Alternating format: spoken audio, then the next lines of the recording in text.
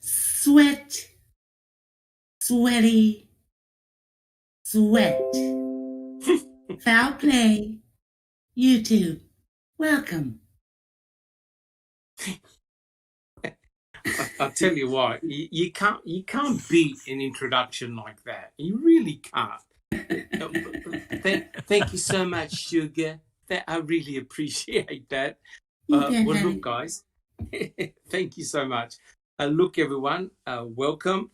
Welcome to the podcast, our weekly podcast entitled Reading with Uncle Ken. And we're actually on part 14, believe it or not. And my name is Dr. Silkman, and I'm from the Foul Play team. And just first of all, thank you for joining us on our podcast and welcome. For those who are new to the podcast, what we are doing as a team, we're reading specific passages from Ken Kratz's book, which he wrote several years ago. He also did a second edition when Making a Murderer 2 came out, essentially to counteract Kathleen Zellner. And what we're going to be doing is I read specific passages from the book, and then I ask a series of questions to the panel. Now, at the moment, what we're on chapter 5, entitled The Blood. And hopefully, fingers crossed, we'll be able to finish that specific chapter in this particular podcast. We've just got a couple of more questions to go. And then we'll make another start on chapter 6, entitled The Key. So as you can see, what Ken Kratz is doing at the moment in his book, he's going through the forensic evidence. And we're having a look at what he has written, and we're coming up with arguments with the material that he's presented in his chapters. But first of all, guys, before I start the podcast proper, just a couple of things. It's been an insane couple of weeks. There's just been so much activity, as you all know, and I want to give a big shout out, and I'm sure all of you will agree with this, a big shout out to Paul Capaldi and also others for putting together the Keep Talking Till They're Walking series, and that was awesome. A lot of members of Foul Play were part of panels and discussions, and it was really awesome. I learned a lot. You're always learning, of course, and a big shout out and big kudos to Paul for putting it all together, and for all the other excellent YouTubers who did various presentations throughout that series. Our team presented Missing in Action, where we talked about Deborah Kakic, the coroner, and that was just unbelievable when you think about the way the coroner was treated. You know, no big surprises, because it was pretty obvious that they didn't want Deborah anywhere near the salvage yard, and I think they had a big detrimental effect to the way things turned out for both Stephen and Brendan. More for Stephen, because and checking convictions will back me up. Everyone else will back me up. There's no forensic evidence against Brendan. It's really all against Stephen. Unfortunately, because the coroner wasn't there, all the forensic analysis is very suspect, in my opinion. It's just a big tragedy. Also, a big thanks, big kudos to Ripper Jack. He did a massive marathon, and a lot of YouTubers and some of the team members from Foul Play were on there. It went for 7 hours, and it was really, really good. A lot of good discussions, and it was great to be part of the panel. All of us would like to thank all the subscribers. Thank you so much for supporting our channel. Our numbers have grown significantly over the last couple of weeks and months, and that's testimony to the hard work that our team does, and the quality of work that our team produces almost on a weekly basis with many, many fine podcasts and informations and presentations. As you know, we've got an extensive YouTube channel. We also have a very extensive website where we have a lot of documents, and people have FOIA'd those documents, and they're free. Please come along and spend a little bit of time going through those documents, whatever tickles your fancy. And also at the moment, the Foul Play team are doing case readings, the Brendan Dassey trial. So that is being put up on YouTube. So if you've got a little bit of time, check it out. That's really very interesting information. Also, guys, if you like what we do, please subscribe. Give us a thumbs up if you like our podcast. If you don't, that's fine. Let us know and we'll try and improve. We'll try and do the very best that we can. All right, guys. Well, look, joining me on the panel, we have Alice, we have BB, we have Checking Convictions, we have Jack61, we have Just Rhonda, we have Neverly, we have Susan, we have Zoe, and we have Sammy. And Sammy will be checking out the chat. So if you've got any questions, please write them down and we'll try and answer them as best that we can. And I just want to say that both Jack61 and also Alice recently did lives with Paul Capaldi, and check them out. They're both brilliant, really excellent podcasts. And check them out. And I couldn't believe it. Alice behaved herself. Alice, how did you do it? How did you do it, Alice? Tell us, how did you do it? With gritted teeth and a sweaty forehead.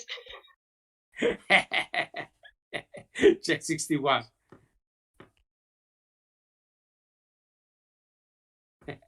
Bunch of tosses, right? Right, Jack61? Yeah, I screwed up a couple of times there, and I had to, like Alice, I had to bite my lip. Yes. And it's really good that Paul Capaldi's getting a lot of different people from all over the world, really, talking about their research and what they do. It's a fantastic forum. So please support his channel. He's doing a remarkable amount of work.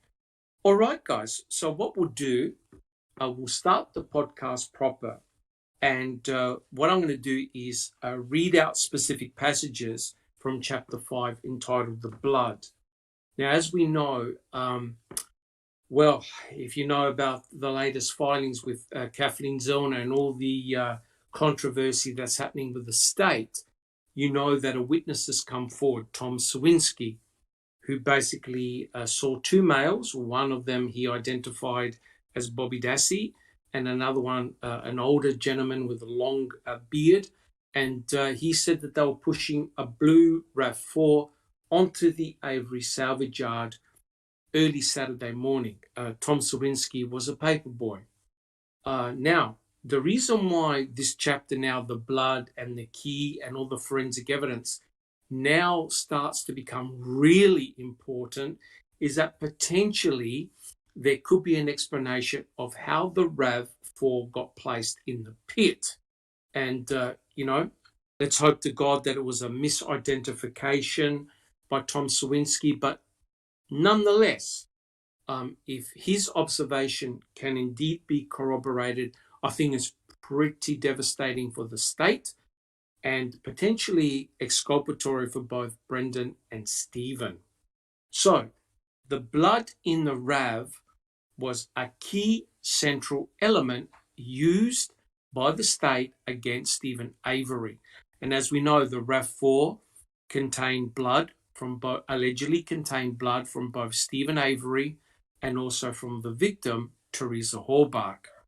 And Ken Kratz wrote a really big chapter on the blood, talking about how devastating it was for Stephen. And it's true. It was potentially very devastating.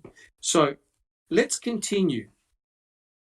Now, we all know, we've seen Making a Murderer, especially season 2, and the defense discovered that there was a blood vial taken in 1996 that was found in the clerk's office.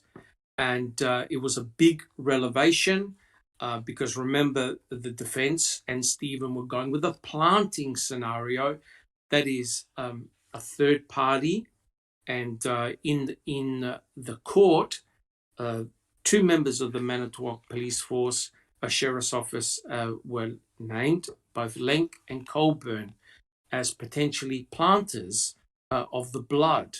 And so there was a lot of controversy about that 1996 blood tube. And it's interesting that once the defense had discovered that blood tube, the state wanted to suppress it, right? They didn't want any information about that blood vial known because potentially it could have been exculpatory. But lo and behold, what the state wanted to do was to test the blood for EDTA, right? Now, if you've ever gone and had a blood test, when blood is collected in a purple top tube, the purple top tube contains EDTA. EDTA is an anticoagulant. It prevents your blood from forming a clot and the blood remains in liquid form. So potentially the blood vial from 1996 could have been a source of blood to plant in the Toyota RAV4. Because it contained EDTA, the blood was in a liquid form. And if you're a planter, that's what type of blood you would want to use. And the reason why is because it contains Stephen Avery's name on the blood vial. So you know that if you plant it, it's going to come up with Stephen Avery's genomic DNA profile. So, believe it or not, the state wanted to test the blood. They wanted to see whether the blood swabs taken by Cherie Cohane from the Toyota RAV4 either contained EDTA, which would prove a blood planting scenario, or have no EDTA, which means that the blood was fresh. So let's make a start. Now, what is interesting here, guys, I know I'm carrying on a little bit. What is interesting here is that the FBI got involved in this case, right? Which is very, very unusual, right? Now, the FBI didn't have a ready-made test to test for EDTA, right? The last time the FBI got involved, does anyone remember what famous case the FBI got involved in when it came to EDTA? Who could remember? Checking convictions. O.J. Simpson. That's right. Correct. Yes. O.J. Simpson. Susan, do you have a quick comment? No, I was Okay. same thing. Yeah. O.J. Simpson. And what had happened, of course, is that a disaster took place because they didn't clean the instrument properly and a little bit of EDTA got carried over into the sample. And so when they tested it, a very small amount of EDTA got detected, which means that the defense was able to argue that the blood was planted, and the rest is history. So it's interesting that the FBI would become interested again in doing EDTA testing. Well, anyway, the FBI came up with a new test to detect EDTA, and they came up in world record time. And I know that the doctor that did the testing is Neville's favorite doctor, Dr. LeBeau. Isn't that right, Neville? Please don't get me started on him, please. Yes, Dr. LeBeau. So what I'll do, I'll read the passage. Okay, I quote, "The forensic science expert on our prosecution team, Milwaukee County ADA Norm Garn, was convinced the blood vial was crucial to Avery's defense. And if we could get the blood tested for the presence of EDTA and compare it to the blood found in the victim's SUV, perhaps we could destroy the planting defense before the case got to the jury. I wasn't as sure, but I had so much trust and respect for Norm that I decided to let him handle this issue. And EDTA is a preservative, an anticoagulant found in all purple top blood vials. If the blood in the victim did not contain EDTA, then it was clearly from Avery himself actively bleeding and meant Avery had to have been inside the victim's SUV. Now, guys, that is a key critical point that Ken makes in his book. So here's the question to the panel. What were the issues with the FBI's EDTA testing of the blood swab samples? So, who was convinced with the EDTA testing? Checking convictions. Do you have a comment?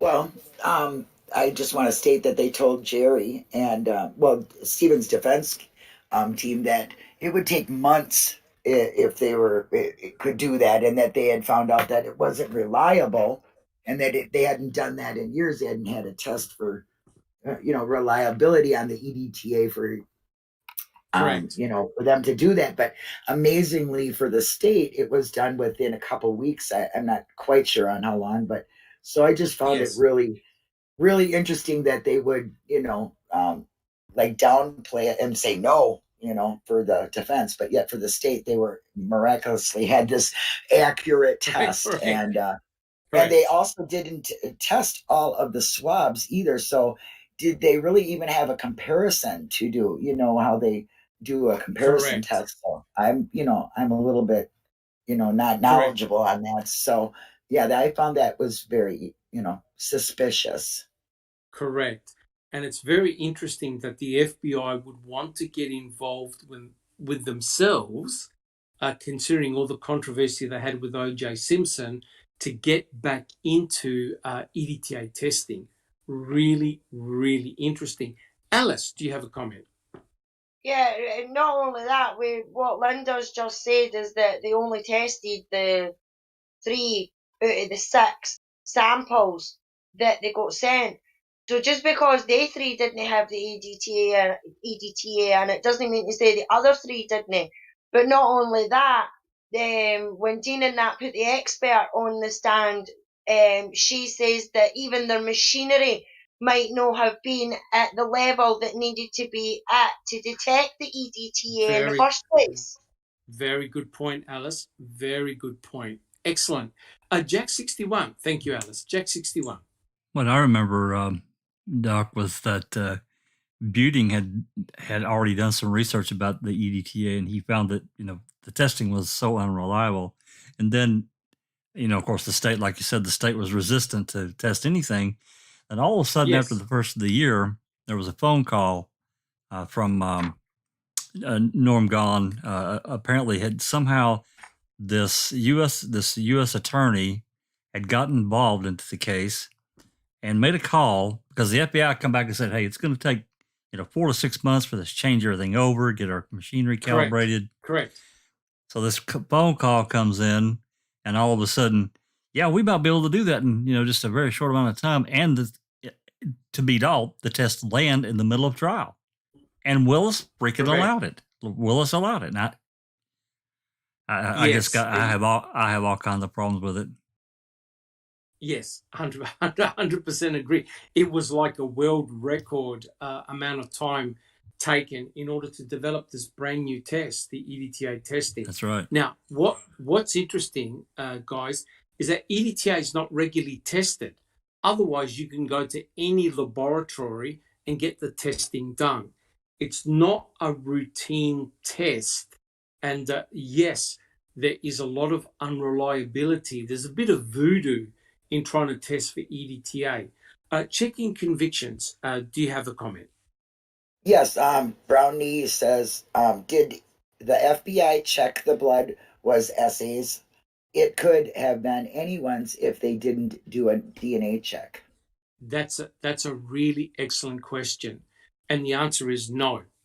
So he sent. You wait till you hear this. Now, what had happened was the FBI did not go back to the RAV4 and re-swab the RAV, right? So normally what would happen is if you're doing an independent test, you go back to the Toyota RAV4 and re-swab it. So what they did is what they should have done is taken additional swabs of the blood from the RAV4 and also do control swabs. Control swabs is when you take a swab next to the blood. So it's not on the blood, but it's next to the blood. The control swab should be negative, right? Because there's no EDTA there. However, the FBI did not go back into the RAV4 and re-swab it. They went to the crime lab and the swabs, 6 swabs were given to them, right? Now, the obvious problem is this. What's the obvious problem, guys? If the FBI go to the crime lab, what's the obvious problem? Jack 61. They could have sent them anything if they didn't test for it for DNA. And, so, the FBI could have gotten anything from Colleen, anything. Correct. Well, it's your girlfriend. That's a problem. Correct. Correct. If I didn't say it, Doc, we really have renamed Dr. LeBeau as Dr. LeBoob. Sorry, that's just Dr. LeBoob. Yes, yep. We'll talk to Neville in a sec because Dr. LeBoob is Neville's favorite doctor, of course. Oh, yeah. BB, do you have a comment? Well, not only they got the 6 swabs from Colleen, but didn't they only even look at 3 of them? To me, yes, BB, correct. Now, this is truly remarkable. So 6 swabs were actually given to the FBI. Dr. LeBeau only tested 3, and he did not find any EDTA in the swabs. He also said that the other 3 swabs didn't have EDTA in them either. There's only one problem with that. He never tested the remaining 3 swabs. Right, he has ESP, right? Correct. He's Nostradamus. He has ESP. And this is truly remarkable because it meant that half the samples were not tested by the FBI, right? And yet you have a so-called professional scientist who has actually come up with a conclusion on samples that haven't been tested. And I'll tell you what, had J. Edgar Hoover been alive, Dr. LeBeau likely would have been fired for doing a stunt like that in a court of law, right? And so here's the main problem. There are many problems with the EDTA. And that is that I don't even believe the judge really believed the EDTA results, because EDTA is a chemical found everywhere, including cleaning products that are used in vehicles, right? So potentially, if the state actually found EDTA, they could have argued, oh, well, it was due to cross-contamination. There was EDTA present in the car and we picked up the EDTA. So in other words, both the state and the defense could have argued plus or minus for those EDTA results. But there's another problem, and that is the machine has a certain level of sensitivity, right? Bibi, do you have a comment? Well, that's why you say they should have taken the presumptive test next to the blood, right? Because that would show if the car had EDTA chemicals in it, like in the wax or the polish or whatever, right? Correct. But there's one problem, BB, and that is the machinery that the FBI used has got a detection limit, which means that the EDTA could have still been there, but because it was so low, it would not be detected, right? You need a certain amount of EDTA before the system will detect it. So the state, the defense actually had an expert who testified on the stand to say, hey, look, just because you don't find EDTA, it doesn't mean it's not there. Jack 61. Didn't they have the 2 milligram or milliliter sample, whichever it was, I'll get the measurement size wrong. One of them tested positive, one of them tested negative. Yes, correct. So when they were actually doing the test, what they do is they do aliquots, they spot samples, and then they test it. And they did have trouble with certain volumes. So on some of the testing, they found the EDTA. On other tests, they did not find the EDTA, which made it really suspect, right?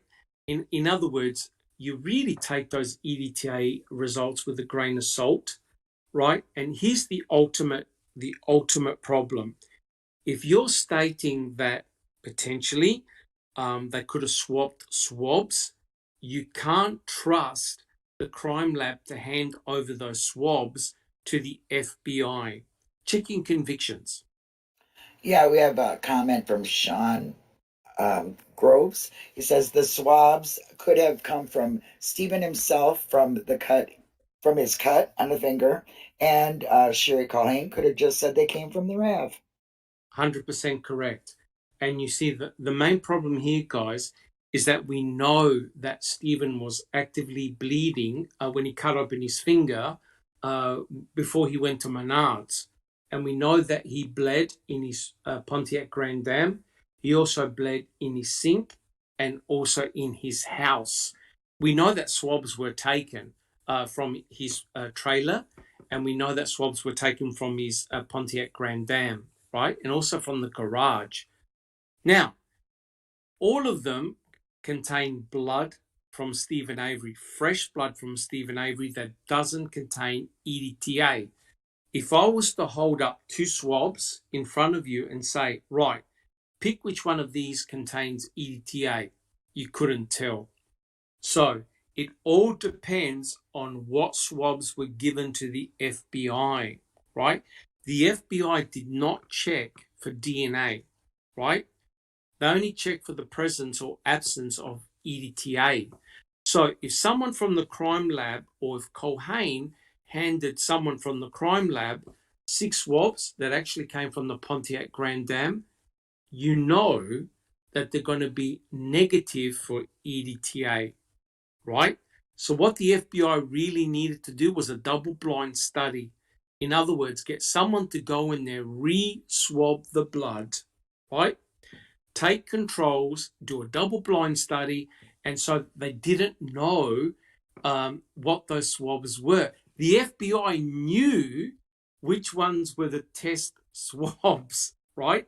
Again, where's the fairness in forensic testing? So, I think the state were very happy because no EDTA was found. But I'll tell you what, I think there are a lot of problems with the EDTA testing. What do you think, guys? Huge problems. Jack 61. Yeah, huge problems, Doc. Again, it comes right back to the very thing. They could have sent them anything because they didn't do their own test. Correct. And that's the problem, right? So if, say, Culhane, who handled all the swabs, had swapped them, you're not going to know. You're not going to know the difference because they all look exactly the same. Jack 61. One final thing, and we've already discussed it, but I also have a real problem with how that all really kind of shook about. It's going to take a half a year, maybe longer, to get these test results. And then all of a sudden, the first of the year, they take a little break during the holidays. And then all of a sudden, a U.S. attorney gets involved. He greases the wheels with the FBI, and they can perform miracles all of a sudden. It just all comes out really bad taste to me. Correct. And I did a presentation on the EDTA testing, which is on our YouTube channel.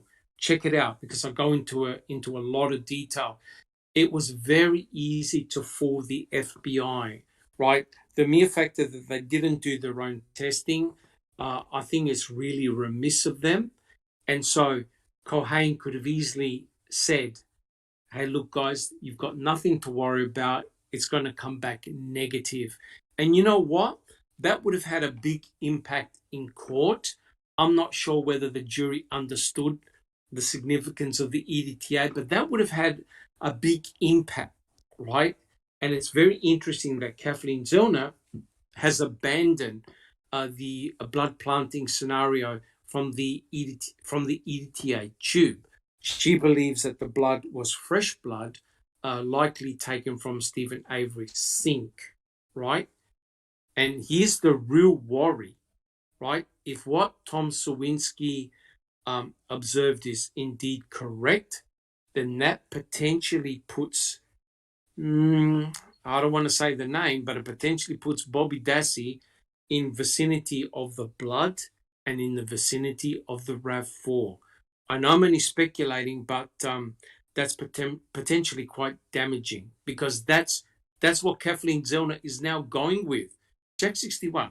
That's exactly where it's leading us. I mean, we have to follow, as we talked about before, we have to follow kind of what's put in front of us. We don't necessarily have to believe it, but this is the direction that the lawyer is going, and she's a pretty smart person, so I'm gonna trust what she's saying right now. I don't necessarily know that I completely go into the gathering the blood out of the sink, but stranger things have happened. So correct. And you see, the problem is that because the FBI didn't do a DNA test, we don't know what blood samples were being tested, right? So clearly there had to be fresh blood. There could have been anyone's blood, but they didn't possess or contain EDTA. Or if it was blood from the blood vial, then potentially the level of EDTA was so low that it wasn't detected by their system. We don't know. But it's interesting that Kathleen Zellner, remember, she did the study on the blood, and her experts, the DNA methylation, her experts determined that the blood was indeed fresh blood, right? And the only fresh blood could have either come from the sink or the Pontiac Grand Dam, because that blood would not contain EDTA. So the question is, where did those swabs come from? That's the issue that I have. I really do. Guys, do we have any comments on that? All right.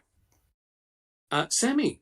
It seems like people are really baffled at the fact that the FBI never even tested those swabs to make sure it was actually Stephen Avery's blood. Correct. They were asked specifically to look for the presence or absence of EDTA, right? They weren't charged with doing a genomic DNA profile to make sure that those swabs actually did come from Stephen. Right. Correct. And as Bibi would say, how convenient, right, Bibi? How convenient. So the FBI everything is always so convenient for them everywhere, always. That's correct. The FBI won't do any testing unless you ask them to. Alice, do you have a comment? Yeah, well, you've got to remember that's exactly what the prosecution wanted, Kratz and that wanted. They didn't want any EDTA to be in it, because if there was, that means it could have came from the vial itself. And you've got to remember, I mean, just watching the episode of Ma'am, that box had been tampered with. And you don't know how many times that it had been tampered with, because it had the evidence seal on it. It had the evidence seal, and that was cut, and then it was put back together with sellotape. And it wasn't even a seal or anything like that. So nobody knows when that was accessed, and it looked like less than half the vial. Now, I've just had bloods taken, and they fill that vial. They don't just half fill it, they fill it. Correct. You know? I mean, you've got to take that into consideration as well. The fact that the box and everything had been tampered with. So that's been a sign for the blood and the RAB of where it came from. And so they're not wanting more to be any EDTA in it. So that's why they got Laboob to do what he did and say what he did, because it was right up their alley and that's what they wanted. Correct. But that's a very good point, Alice. But the important thing here is that the state weren't even aware that that blood vial was there. They were actually quite shocked when Buting and Strang discovered the blood vial. That, I'll tell you, they were really shocked. Neverly, do you have a comment? Please tell us you're going to talk about Dr. LeBeau. I refuse to talk about Dr. LeBeau. That's the whole thing was just a sham. Yeah. Brownie in chat says, what proof is there that the blood found in the RAV is Stevens? Was any DNA test done by someone other than Ellie? No. That's a very good question. The swabbing was all done by Cherie Colhane, and she did the PCR testing. And when she did the testing of the swabs, remember, she put in the DNA results into the database, into CODIS, and out came Stephen Avery's name, which is very, very interesting because remember, I did a presentation on this. Where in the hell did Stephen Avery's DNA profile get placed into CODIS, right? And of course, it was done by Cherie W, right? Item W, correct, the swab that was taken, I think it was in 2002. So the state actually had a swab from Stephen Avery back in 2002. So no one else but Cherie Colhane, who assigned herself to the case, extracted the DNA. So one person did the swabbing of the RAV. She also did the swabbing of the of the Pontiac Grand Dam. She did the DNA extractions. She did the PCR analysis, all done by one person. And furthermore, she knew exactly where the samples had come from. So it wasn't a double-blind test. She knew where they had come from. Neverly, do you have any other comments? Yeah, Shane Groves actually answered Brownie's question. He said that those swabs came from the same place as the extra burn barrel. Right? Correct. So, in other words, you only have one individual that had worked on those swabs and done the DNA testing. Checking convictions. Do you have a comment? Yeah, just to touch on what Alice said about the vial itself, wasn't there 5 milliliters missing from the vial, or is that yes. am I mistaken? No. One thing that the FBI did was they actually measured the volume, and the volume of the blood in that tube was 5.5 mils, which means that 4.5 mils was gone. Okay, was gone. So that means that someone had extracted, someone took out blood from that tube. Now, I understand that in 1996, they used some of the blood to produce DNA, Stephen Avery's genomic DNA profile, but normally they wouldn't use that amount, that volume of blood. In order to put the 6 droplets of blood in the RAV4, you need around about 0.5 ml. Only a small volume. You wouldn't know it's missing, right?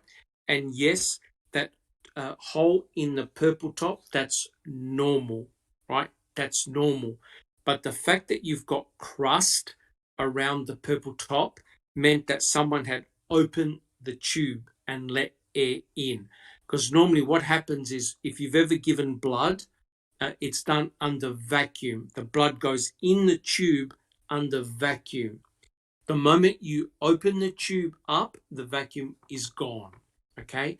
So nearly 4.5 mils of blood have been taken from that sample. Correct. All right, guys, any other comments? We're all good? Okay, awesome. And some good questions in the chat as well. Fantastic. Keep it up, guys. All right, here's the next passage. I quote, though they acknowledge that the presence of EDTA in the blood found in the RAV4 would prove their planting theory, they actively try to prevent our testing by filing motions to block the release of the vial. They didn't want to know the results of the EDTA inquiry they were banking on us not being able to come up with the results in the first place and inviting the jury to speculate what the results may have been. And here's the question. Why did the state try to suppress the blood vial coming into evidence, right? So it wasn't the defense.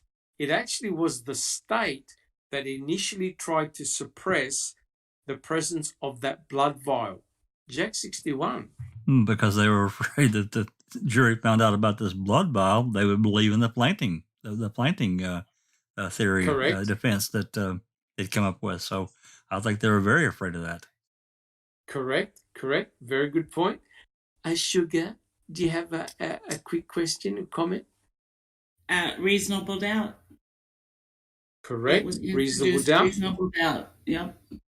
Correct. But would you admit, though, that even if they found EDTA, that the state would have argued that it got there by contamination? Can you see it? Absolutely. Of course. Yes. Yes. Correct. Because you know what's really funny? They actually published a list of where you find EDTA, and one of the places that you find EDTA is in car cleaning products. So their argument would have been, oh, yeah, the EDTA was on the dash, so hence the sample got contaminated, so you can't actually use it for a proper forensic test. Jack 61. I remember a long time ago, and I believe this is right, I read that, like, you've heard of Armorol. I guess you guys got that there in Australia. That we do. So that's a preservative kind of thing for your, interior of your car. Dashboard, interior, correct. I read that it was full of EDTA. That's correct. In fact, if you go on stephenavery.org, they actually got a list. I'm not sure whether it was the state or the defense produced a list of all the products that contain EDTA, and you'll be surprised at how ubiquitous it is. It's everywhere. I remember that. 61. I remember that. Yes. So, in effect, had EDTA been found, I'm sure the state would have argued that it was there by contamination. Susan? I think the fact that they insisted on this EDTA test, they knew already that there was no EDTA in that blood. You know what? I 100% agree with you. Look, here's my issue all along from this case, and I'm sure most of you guys will agree. I'm really concerned about Cherie Culhane, because Cherie Culhane had a very long history with Stephen Avery, dating back from 1985. And we know that she actually assigned herself to the case.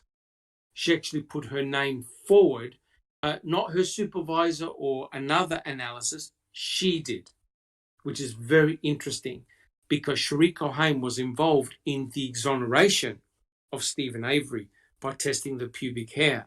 So it's interesting that Cherie Culhane put her name forward.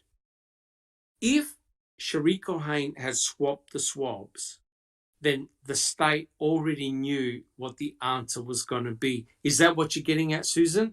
The state already knew they were going to come back negative. Is that what you're thinking?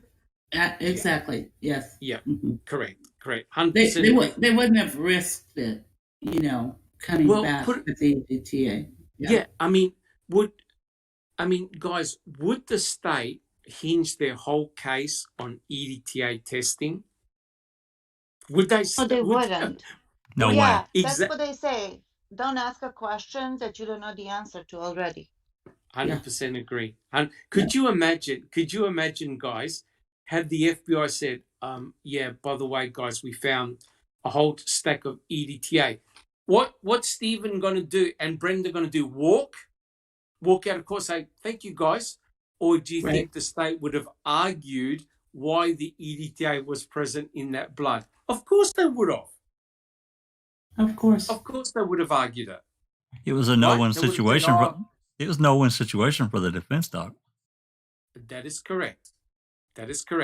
And that's why I believe, and I 100% agree with Susan, there's no way the state is going to do a 50-50 on the guilt or innocence of Stephen Avery on EDTA. It's way, way too risky. Alice, do you have a comment?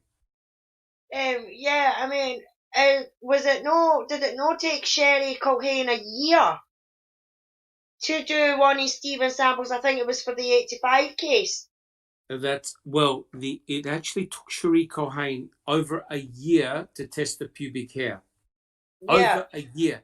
To do that analysis, we're talking about maybe 4 to 6 hours. She took over a year. But Alice, I don't believe she did take a year. I believe she knew the answer, told her boss, and they had a year to think about what they were going to do next. Because they knew that once that result got out, all hell was going to break loose, and it did. Checking convictions. Yeah, just a comment. Brownie says, is EDTA in hairspray? It could be.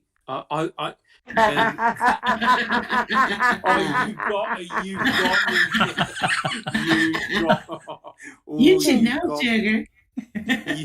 You got me there. The reason why I said that is because I believe it's present in shampoo. So it is present in hair products. But one of the uses, of course, is it's used as an anticoagulant. So EDTA is actually what is known as a chelating agent. It binds ions, metal ions like calcium. So it sequesters them, it binds them. So it's used in a whole lot of products. I'm not 100% sure whether it's in hairspray, but I believe it's present in some shampoos or cleaning, certainly in cleaning products. Correct. All right. So guys, do we have any other comments about that one? Alice. Shane Groves is asking, who signed in to view the blood vial in the old evidence file?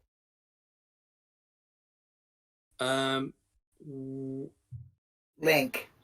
Yeah, so it says, is this by Shane?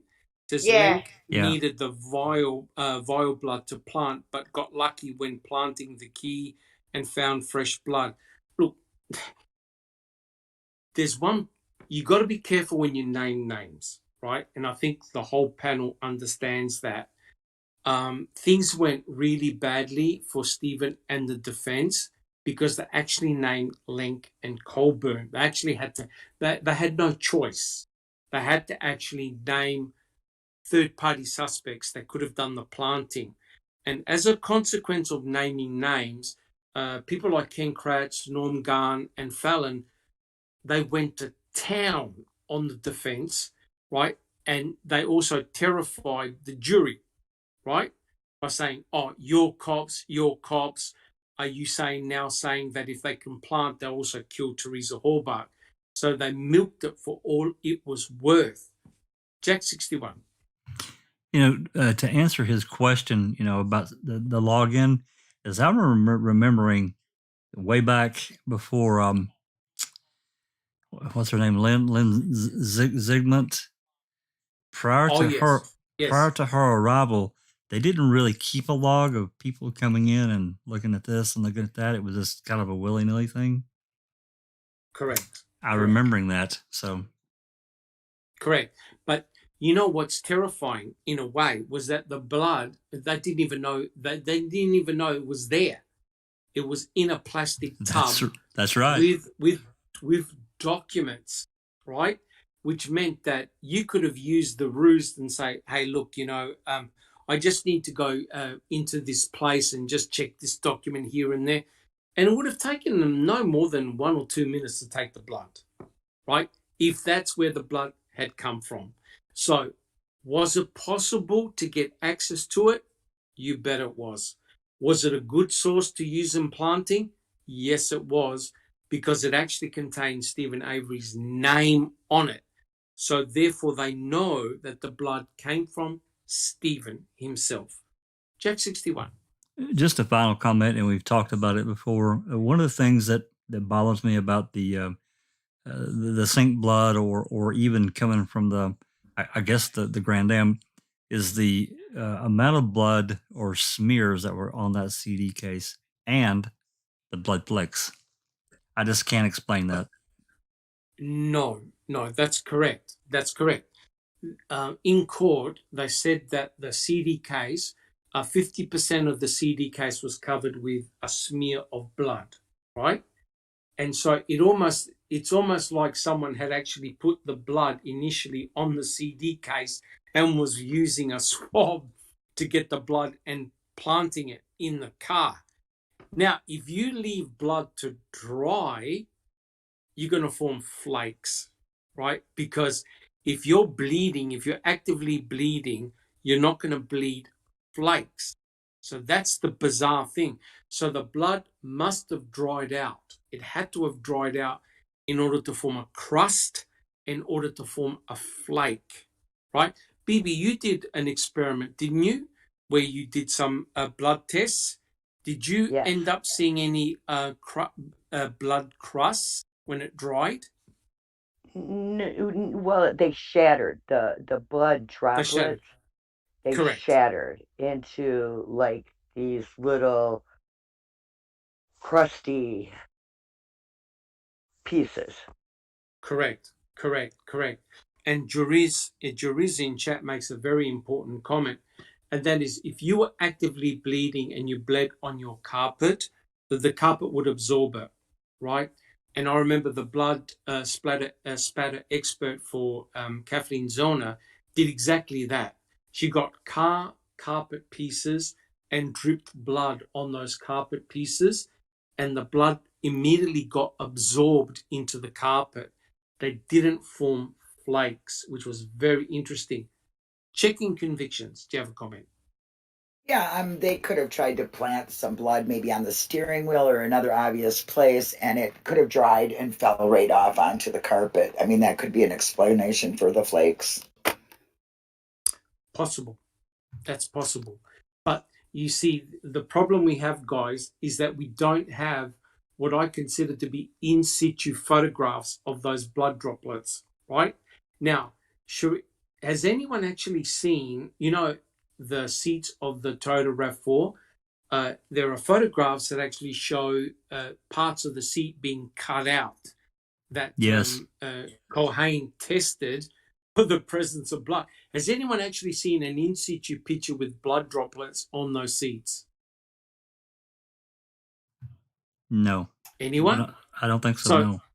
Yeah, so the only photographs are the ones that we've got where she's cut them out from the fabric. Now, you're now relying on her honesty that those seats actually contain blood droplets, right? Because all you see is a cutout. You don't know what the hell was there. Susan? We also don't have an in situ photo of the one up by the dash. Correct. Yeah, correct. The ignition, near the ignition key. It's obviously been swabbed. Yeah.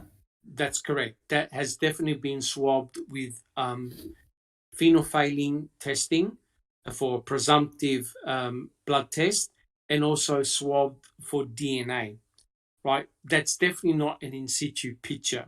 Absolutely correct. Bibi, do you have a comment? We don't see in situ photographs anywhere in this case, right? No, correct. You don't see in situ photographs. No, you don't see You don't see in situ photographs of the Toyota RAV4. They've definitely been. You don't see any of the cremains, 100%. You don't see any in situ photographs of what happened at Cuss Road. You don't see in situ photographs just about anywhere. So isn't there an in situ of the dog poop? Of the dog poop. Oh, maybe. Possibly. I was going to add in, Doc, that I do think we do have plenty of in situ photos of bear. Yeah, correct. The photographs that Trooper Reese did on November the 6th, they are in situ photographs of the burn pit because there's no police tape and bear's still there. So in effect, they are in situ photographs, and they're very, very telling. Bibi, do you have a comment? Brony wants to know, are there any photos in Congrats' book? Maybe with the explanation on how they came about. There are photographs in Ken Kratz's book, but trust me, we've seen them all before. Okay, so these are official crime scene photographs that have found their way in Ken Kratz's book. There's really very little explanation in the book. So if you go to stephenavery.org, and also if you go to our website, you'll find all the photographs that you need. We've literally got several hundred photographs. Is that correct, Jack 61? We've got a huge number of photographs. You know, I'm not sure. I really don't know. I'm not sure how many have been put up. I know that they're working on it, and I also know that Yora's is working on creating a keyword searchable database for the photos, but I don't think that's quite done yet. But I'm not really the one working on it. Zoe may be able to answer that one. Yes. No, we're not there yet. See? Okay. But if you're interested in photographs from the case, our Foul Play website have got literally hundreds of photographs that people, various posters have foiled, and they've kindly put a link to our website. So please, check them out. Some really interesting stuff.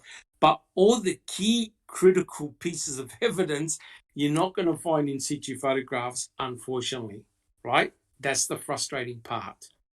All right, guys. Well, here's the final question from this massive chapter on the blood. And look, I'll tell you what, it's been a very, very interesting chapter to read. That is for sure.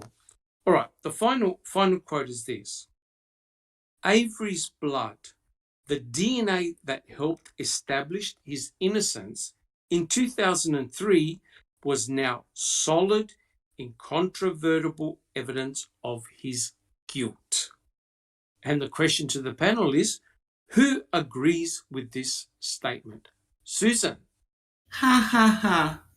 Incontrovertible, my ass. Sorry. Would you like to elaborate on that, Susan? Well, there's a lot of controversy. Sherry Culhane herself. I mean, I think she has the potential to absolutely fake the whole thing. That is correct. That is correct. Yeah. Yeah. Awesome. Thank you, Susan. Does anyone have any other comments? Jack 61. I'm just going to kind of expand on what Susan said and just say bull crap. Right. But I agree. But you see the point that Ken Kratz is making, right? Ken Kratz and that's why the chapter on the blood is so crucial. And that's why I believe in the end it was detrimental to Stephen, because blood equals DNA. DNA means you were there. That's right. Why Ken Kratz said incontrovertible, right? So in other words, if he's saying, okay, Stephen Avery got exonerated because of DNA, then DNA got him inculpated by saying, okay, that's his blood. We've done DNA testing. That means that Stephen Avery was inside that RAV4. And that's exactly what a planter would do. A planter would put something of Stephen inside the victim's vehicle. And the easiest thing to plant is blood. Susan, do you have a comment? And what did Jean Couché say during his deposition? Fantastic. That's exactly what I was going to say too, Susan. Yep. When I think about what you were saying, my mind went straight to Jean Couché. Jean Couché nearly let the cat out of the bag, and that is that DNA evidence could be manipulated in the lab. And because when he was asked about, he was talking about, don't you believe the result from your own crime lab, right? And he basically was saying, oh, well, DNA evidence can be fabricated, right? And he was asked, what, including in this case? And he puts his hands out and he goes, I don't know. How damning is that, right? That's what we're arguing about here, guys. Just because blood was found in the RAV4, it doesn't mean that Stephen Avery put it there through his bleeding finger. It could have easily been planted there. Jack 61. I mean, to me, he all but admitted it. Just with what is said in his deposition. He knew. Correct. And he even alluded to that he didn't trust DNA results, right? And there are people who still believe in the MTSO that Stephen Avery sexually assaulted Penny Bernstein. There are those that still remember when Peterson was questioned on the stand, he would not accept Stephen Avery's innocence. Neverly, do you have a comment? In regard to Jean Couchet and what he said, that's why he died peacefully in his home holding the Bible. With a Bible in his hands. Yes. Mm-hmm. Yes. Interesting, isn't it? Just before Stephen Avery's trial, Jean Couchet passes away. Unbelievable.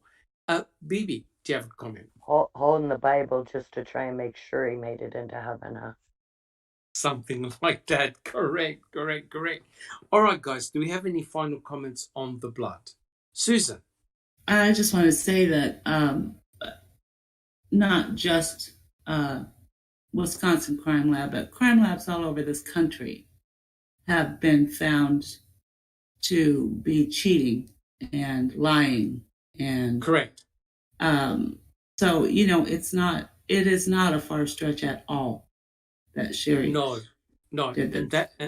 And that's why Jerome Buting wanted to have the crime labs examined, right? For proper testing, for corruption. That's why Buting was trying to hint that the crime labs need to be examined. They need to follow a golden standard. Sammy, do you have a comment? Well, Shane Groves said couldn't find a fingerprint on the RAV, but he left blood. I know, correct. Right? Like, what correct. Are the chances that someone could actually bleed in a vehicle and never leave a single fingerprint? That's correct. And that's a very good point. And that's why the FBI took the RAV4 apart and they scanned it with a laser scanner in the hope of finding Stephen Avery or Brendan Dassey's fingerprints. They didn't find any, right? Otherwise, it would have made front page news. So somehow, Stephen Avery levitated inside the RAV4, left 6 drops of blood, and levitated out of the RAV, didn't touch anything, right? And left no bloody fingerprints, no hair, no clothing fiber, nothing. Right? Inexplicable. It truly is remarkable, and yet the state were able to convince a jury. Bibi, do you have a comment? Touched the inside hood latch, didn't leave nothing, but on the outside hood latch left tons of stuff. And, correct. And if you're going to wipe down your fingerprints, okay, so I just committed a crime. I'm here. I'm touching shit. Okay, so if I'm going to take the time to wipe down my fingerprints, you don't think I'm not going to wipe down my blood driplets? Correct. And, guys, let's be frank here. Let's be frank. You're not going to leave the RAV4 on your property. You're not going to leave it there, right? You would drive it somewhere else and torture and get rid of all forensic evidence. You're not going to leave the victim's RAV4 with your blood, her blood, in your salvage yard that the public could find at any time. It makes no sense. A check in convictions. Oh yeah, let's just start from the beginning. I mean, Stephen's trailer, absolutely no blood anywhere. I mean, he's remarkable cleaning of DNA, and he's going to leave this stuff on a RAV or on a key? I just don't get it. The lack of crime scene has always been a bother for me. The lack of mixture of blood between the victim and the perpetrator is another problem for me. Correct, 100% correct. And that's why I believe it's so important to stick with the forensic evidence and absolutely make it look like rubbish. That's the way you're going to convince a judge. That's the way you're going to convince a jury. And that's why Kathleen Zorner always said from the get-go that had the defense had the appropriate experts on their team, they would have dissembled, taken apart the state scenario. And that's why Ken Kratz went to all the effort of writing his book to try and counteract Kathleen Zorner and people like us on this panel, right? That's he calls us the internet sleuths, right? So that's why, in part, he wrote that book. Sammy, do you have a comment? Well, I was just going, let's go back to this comment you made about, putting the RAV on your property and you would take it somewhere and torch it, whatever. But I'm telling you what, my 6-year-old grandson even knows he wants no trace of evidence when he's fixing to get his ass in trouble. Yeah. So he makes sure he eats all the cookies, right? Mm-hmm. Correct. Not a trace of, he knows better than to leave a trace of evidence, right? 100% Wipes down correct. the cookie jar. Correct. Thank you, Sammy. Jack 61. Literally every, country boy knows that I've ever grown up with. They know that 10 gallons of kerosene and a road flare, and that car is gone. I said it many times. That car would be burnt to the frame. Nothing left. That is correct. That's correct. You get rid of all forensic evidence. You're not going to take that risk. That is, in other words, all your good work of cleaning up the crime scene in the trailer, the garage, it all comes undone by leaving the victim's car with her blood and your blood and the vehicle on your property.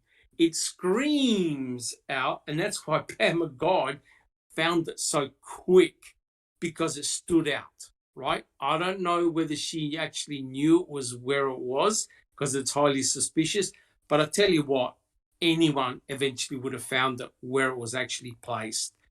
Alice, do you have a comment? Yeah, I mean, in my opinion, period, the guy just done 18 years in the jail for something that he did not do. And you imagine what his life was like, knowing that he was innocent and fighting, and then finally he gets out. Are you honestly trying to tell me that he was going to be that silly to do something like this, to end up somewhere where he shouldn't have been in the first place? I don't think it was a salvage yard he worked on. Come on. If he ever thought anything he did in that, he wouldn't have left the car where he would. He would have crushed it. And he wouldn't have.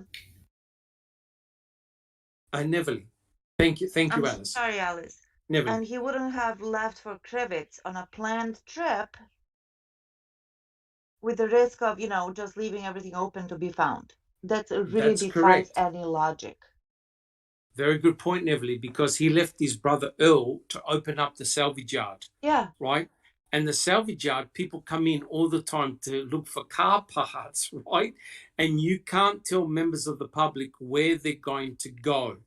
And, it was inevitable. It was inevitable that RAV4 was going to be found, because it was placed there to be found. But now we've got this potential scenario of Tom Sawinski's observation. If indeed it's true, it really puts a spanner in the works. Susan, do you have a comment? Kratz would just say, well, he was going to crush it. But even if he had crushed it, they could still find the blood in it. Correct. The car doesn't, magically disappear when you crush it. That's they took correct. all those crushed cars apart. They searched them with dogs. they still That's could have correct. found it. That's correct. And we can see the footage whereby the fire brigade, I believe it was, used the jaws of life. They actually opened up all the crushed vehicles. So had Stephen Avery crushed the RAV4, they still would have found it, because you would identify the VIN numbers, right? There are numbers on that vehicle that you can check, and you will easily be able to determine that it was a RAV4. Plus, the color. It wouldn't have taken too long to discover that the fact that Stephen Avery had crushed the Toyota RAV4, and then he would never be able to explain that. Jack 61. Was it blue or was it green? Well, yeah, it's one of those weird colors that changes color depending on the light and the angle that you look at. It's bluish green, no question. It's one of those bizarre color-changing colors that Toyota used. Jack 61. Shane Grove made an interesting comment just a minute ago. It says, why remove the plates when you know a car can be traced by the VIN and the engine number? And that brings up a really good point. I really hadn't thought about it before, but with the plates being removed, I don't know how that would work though. You would, well, maybe if we go with this theory that, or not theory, but this affidavit that Sowinski signed, he says Bobby and this unidentified person's pushing the car up the road. What if those plates? What if they had removed the plates, roll them up, put them in the car, they roll it onto the property, toss those into that, that old station wagon or whatever. Station wagon. Yes, but correct. They had already removed them before they were, pushing it down the road, just in case a car drove by, because at this point in time, it maybe had already been reported and in the news, right? So I'm just throwing it out. That's correct. That the registration number and the identification of that vehicle was already on the missing posters. That's right. Yeah. And it was already on the news, and that would tend to explain why these two gentlemen are pushing the RAV in the early hours of the morning. They clearly don't want anyone to spot them. However, they got sprung, right? They didn't take into account the Tom Sowinski delivering the newspaper. He reckons at 1 or 2 o'clock in the morning, which is very, very interesting. They got sprung, right? They got sprung. Yep. All right, guys. Jack 61, any more comments? No, I was just agreeing with you. All right. All right, guys. So what we'll do, so we finished chapter 5. But what we're going to do is make a start on chapter number 6. Now, chapter number 6 is just as controversial. In fact, I reckon it probably is one of the most controversial chapters in the whole book, and it's entitled The Key. So we all know the story of the key. So let me start by reading out the first passage. This is chapter 6, entitled The Key. I quote, "For making a murderer conspiracy buffs, the ignition key for Teresa's RAV4 might be the piece of evidence that most convinces them that law enforcement officers framed an innocent man. A required ingredient in any recipe for an Avery setup, the planted key, and the circumstances surrounding its discovery are for them proof of law enforcement corruption in the case. From my perspective, of course, the key represents something entirely different, or something else entirely, another unimpeachable bar in Avery's jail cell door." All right. Now, here's the question to the panel. Who doesn't believe that the key found in Stephen Avery's bedroom was planted by a third party? And how did you come to that conclusion? Who'd like to answer that one? Susan. Crickets.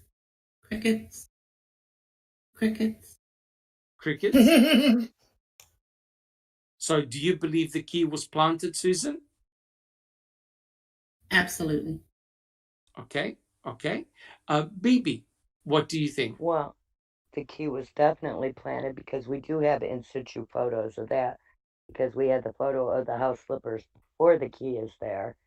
And then we had the picture at the house slippers after the key was there. And also the change on the end table doesn't really change. So that throws out shaking it vigorously.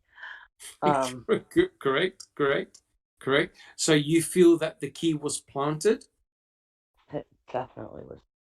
Come on, how many searches through that little teeny bedroom? And then I think it was 6 or 7. With no key.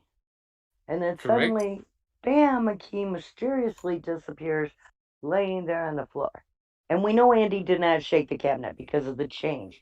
You can even count this penny's here, that dime's there, that nickel's there, you know, where there's ever so slightly of movement of the change on top of the table.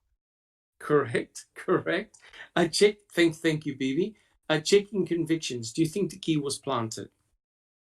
Oh, absolutely. To quote the great Eric Hosey, the magic cabinet from Narnia, and the fact that there was aliens. I mean, you know, this is just a little bit of, it fits right into Ken Kratz fantasies, you know, it's aliens and magic cabinets.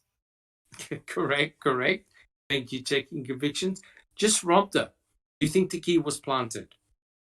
The fucking key was planted, period. And how did you come up to that Everybody conclusion? drink. Correct. How did you come up to that conclusion, just Rhonda? Oh, well, there's many roads that lead to that. It took 8 days, and the key is so eloquently placed away from behind the cabinet and away from the wall, and next to slippers that had already been photographed in situ, where there wasn't a key on the previous surface. So the fucking key was planted. All right. Thank you, just Rhonda. Jack 61, do you believe the key was planted? Oh, absolutely. And, you know, one of the more interesting things is that this eloquent story, it's not really eloquent, but this yarn, I'll call it, that they created about how this key emerged from the back of the cabinet. What's really interesting is that they said they emptied it, took all, you know, his Playboys out and these other binders and whatever. And yet, and it, you know, we're not talking about a large area. Again, this is a small cabinet, an old record cabinet, in fact. And, you know, once that cabinet was empty, it really doesn't matter if, let's just say that that key was there and half of it was hanging out the back. They would have still seen it. They would either seen the fob or they would have seen the key, one of the two, if they would have looked. There's absolutely no way that key was planted, no doubt. 100% correct. And you know what? You know what the real funny thing is that when the cabinet was emptied because they removed the books that were in the cabinet, Lenk looked in the cabinet and he was asked. He goes, "Did you see a key?" And he goes, "No." Right, exactly. Where the hell did it come from? So Lenk actually looked inside the cabinet and he was asked, "Did you see a key?" And he goes, "No."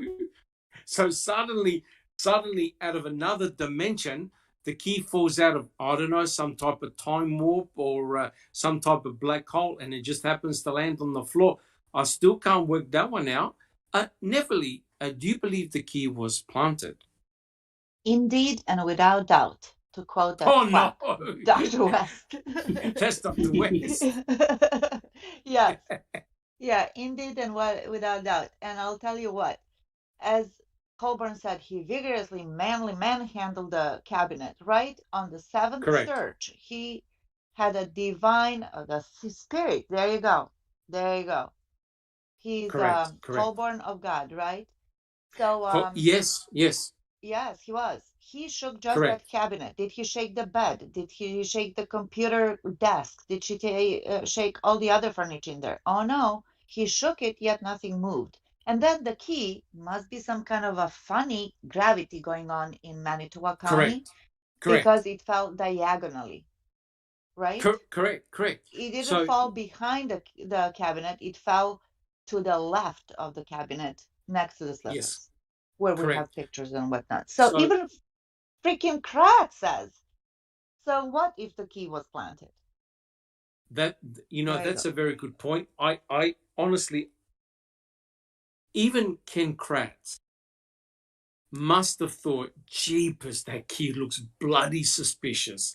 And he actually tried to walk away from the key. He didn't, in the end, he didn't want to mention the key because it looked so obvious that it was planted, right? I think he used the word jeepers. It made no sense. But here's the problem, right? If you plant the key, if you plant one piece of forensic evidence, then all forensic evidence is suspect. Would you agree? Yes. Absolutely. Yeah, absolutely. So Ken Kratz let the cat out of the bag. He's trying to say, oh, don't worry about it. It's the preponderance of the other evidence that indicates that Stephen was guilty. So he was almost willing to accept, oh, well, don't worry about a key. But yet, when you think about it, it's extremely damning, right? The mere fact that why would Stephen Avery keep the key in the first place, right? You don't need a key to start the RAV4. All you need is an end loader in order to crush it. You don't need to drive it. You bring in the end loader, you take it out, you put it in the crusher, crush it, right? You don't need a key. Alice. And one more thing. Sorry, Neverly. Okay, just one more thing. But after all of their efforts, to find a key, they didn't see it so clearly. Lenk had to say, oh, look, a key. And that's one key out of 4,000 cars that was on that property. And it had to be Teresa's key. Yeah. Correct. And we'll actually cover this because it's some real bizarre stuff going on. Susan, do you have a comment? Thank you, Neville. Susan, do you have a comment? I'm just wondering if Kratz in his book mentions the fact that he says even if the key was planted in his closing statement, I believe it was. In the closing statement, correct. I don't believe he addresses that in the book. I think he conveniently, as BB would say, conveniently left that one out. Right. Correct. All right, guys. Do we have any other comments about that? All right. So, Alice, do you believe the key was planted? Yeah, just going back to the key being planted, Doc, I do believe that the key was planted because you've got to remember in one of the reports as well, they say that they were on their hands and knees with a fine-tooth comb searching that room, and that key was never there and never found, and then all of a sudden it's there. So yeah, it's definitely planted. Correct. And if I can just speculate here, look, let's think about this, right? Lincoln Colburn, they were in Stephen Avery's trailer and they searched it many, many different times. And we'll cover this in the chapter because Ken Kratz goes into it in quite a lot of detail. But Lincoln Colburn weren't there by themselves. Kucharski was there, right? He's the one that mentioned about aliens. I have a feeling that they really wanted Kucharski to find the key, not Lenk or Colburn, but despite it being on the ground, Kucharski didn't see it. It had to be Lenk that came back in. Practically under his nose. Yeah. Correct. Sitting on the bed. Correct. Kucharski was sitting on the bed. Yeah. And even he didn't see the key. It had to say, hello, have a look at this. Oh my God, it's a Toyota key. Bibi, do you have a comment? He was so distracted filling out all that paperwork, sitting on the rape and murder bed. That's correct. That is correct. Yeah. That is correct. Yep. He was probably looking at the Playboy magazine or something. That's a possibility as well. Paperwork he was working at. Correct. But it wasn't Kucharski that found the key. It was Lenk that said, "Oh, look at this!" Right? The whole thing is a Three Stooges act. It has to be. Jack 61. Now, first, come on, guys. You know that Kaczorski was reading the articles. Okay, I just want to clear that up. But you know, it is interesting. There are that good ones in the Playboy magazine. That's right. Absolutely. I don't remember who said it, but let's think about how many keys were on that property, and there were even that you remember that 2000. I mean, I'm not saying the 2000 the key fob that they found. There was more keys. It's just all of a sudden they find this one key, and they can't wait to rush it out and tag it as evidence and get it out the door. That's correct. That it's almost like they found the Holy Grail. That's right. Right? Yes. And they said, "Oh my God, we found the key." And you're correct. It was rushed to the crime lab. Sammy, do you have a comment? Yeah, Shane Groves said just the fact of the conflict of interest with the officers involved should have been enough for a mistrial, and I agree. Oh, no question. No question. And that's fundamental to the presentation that I did regarding the coroner, right? So it's rather ironical that Deborah Kakach had no conflict of interest and was not permitted to go on the property and was threatened with arrest. And yet people like Lenk and Colburn, who were deposed in Stephen Avery's civil suit, were on his property in his trailer, and they found a key piece of forensic evidence, right? Isn't it fruit from the poison tree? Shouldn't that key have been suppressed and not even put forward, right? Because Lincoln Colburn should not have been there in the first place. Neverly, do you have a comment? And after all what we just said, Kaczorski, sound search, 3 of them, shaking of the bookcase, gravity, bizarre gravity over there. Oh, look, there's the key. Then Correct. It turns out that it has only Stephen's DNA and not Teresa's, but it's Teresa's key, right? Correct. Yeah. Yes. Yeah, and, we'll discuss this later on in the chapter, but, this is what disturbs me, right? If you're trying to be discreet, in other words, you've taken the victim's key, per se, why would you leave the fob, the other part, the lanyard, why would you leave the lanyard in the car and only take the key and the fob? Wouldn't you take the whole lot and stick it in your pocket? Why would you leave the lanyard in the vehicle? Because that is a clue to someone checking the RAV4 to say, oh, where's the key? And magically, what do you find in Stephen Avery's trailer? The key and the fob. Right, the other end of it. Correct. It doesn't make it. If you're going to take the key, you take the whole thing, the lanyard and the fob. You're not going to leave the lanyard in the car, right? Couldn't think of it. Yeah, and that's right. And here's the other problem. Where are Teresa Hallback's house keys, work keys, right? Was this a valet key, a spare key? Because it looks pretty new. The condition of that key looks pretty new. It doesn't look like someone who's been using that key for years in a car. Bibi, do you have a comment? That lanyard, it's really hard to catch because it jumps all over. It's written in evidence that it's found in the back end and then it's found in the console or somewhere. Correct. There's 2 different places they found it in the car. So it jumps all over. So that's probably why he didn't take the whole thing. He couldn't catch it. It was jumping all over the car. Correct. Yeah, again, it's one of those mysterious things. Do we actually have an in situ photograph of the lanyard in the RAV4? I don't know about a picture, but I know it's written up. Yes, One person says it's found in the back, and then another person says it's found it was in the middle console. It's all, yeah. So, correct. Like I said, it's hopping all over in there. It's alive, so, yes, Yes, it is indeed. Correct. Jack 61. I don't think we have a in situ in the console. I don't think we have one of either one now that I'm thinking about it. I'd have to look through them again, but I don't think so, Doc. Yeah, I haven't seen an in situ picture. I know there's photographs of it outside of the RAV4, but I don't see any photographs of it when it was I think there's in the a RAV4. photo of it in court when they show it to her sister. Yes, correct.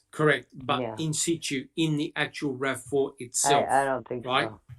I think the Not only that one I think the only one I remember is when CASO had it, and they were doing when Hawkins was taking the photographs of the different pieces. That's the one I'm thinking of. Yes. Yeah, correct. And I don't think they actually tested the lanyard for DNA, right? No. Because when you think about it, it's likely that if Stephen took the key, he would have put his DNA on the lanyard, because you have to grab it to open it up, right? So did they actually test the lanyard? I don't believe that they did. Susan. Well, Sherry didn't put any of his DNA on there, so that's why they didn't test it. That is correct. Sammy, do you have a comment? Yep. Brownie says, sorry, but I got a late question about blood. How similar could DNA be between family members? Could Stephen Avery's DNA have been mistaken for another family member's? No. No. All of us, unless you're a clone, genetically identical twin, or everyone's DNA is different. You're not going to have two individuals from the same family that have got to have the same genomic DNA profile, right? You're not going to get that. Each person is unique.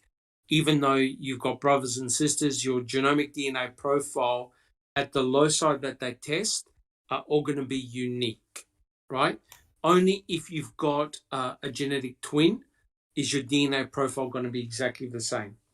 If not, there'll be differences. Correct. You'll be in actual fact, to answer that question more precisely, they did genomic DNA profiles of everyone in that family. So we actually know their DNA profile, and they are different to one another. Just Rhonda.